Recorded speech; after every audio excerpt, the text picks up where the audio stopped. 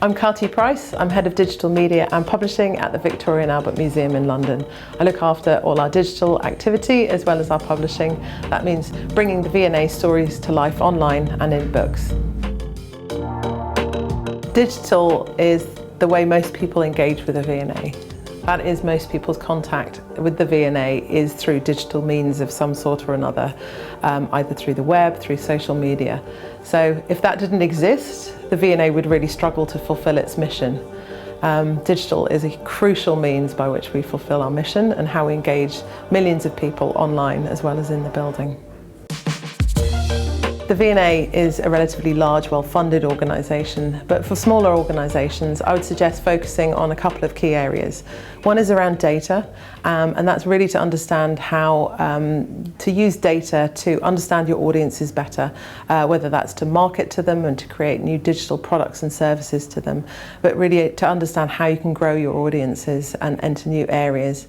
And then secondly, around content development. As heritage organisations, we're here to tell stories about our cultural heritage, and we really need to invest in the skills to make sure that we can continue to tell those compelling stories now and into the future. When I arrived at the V&A back in 2013, the digital estate was in quite a state. Basically, we had a very fragile technical architecture and we had a really poor user experience, and we didn't really have much in the way of evolved thinking about how the brand would manifest itself online.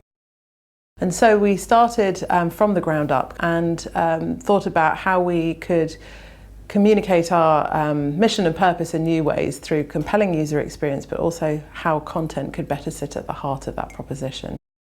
I built a business case based on the fact that we could transfer more people from online visits into physical visits in the building. And we actually drove around 500,000 additional people from online into the building. So from those terms, it was certainly a success.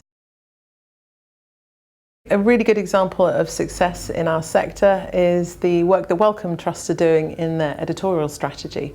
They've taken a new approach to thinking about content and how they make content about the themes of health and well-being that their mission focuses on. And they've come up with a really interesting approach to how to create content in compelling new ways.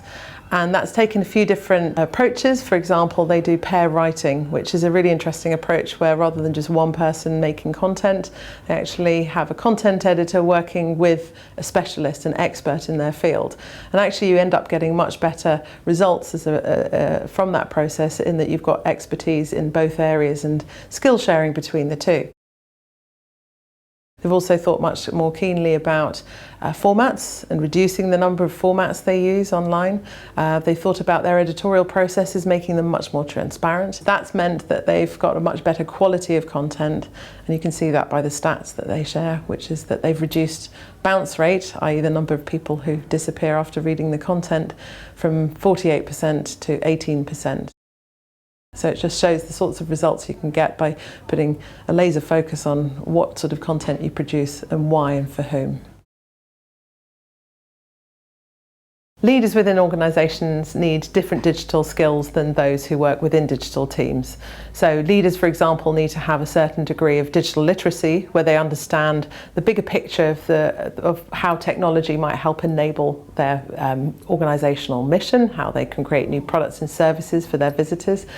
Whereas the digital team need the digital skills to actually make those happen. And digital teams need a balance of digital skills and digital literacies to understand the whole scope of what products are built for whom and why. But you need to tie those together around an organisational mission so that we ultimately know what those skills are servicing, what's the end goal in mind.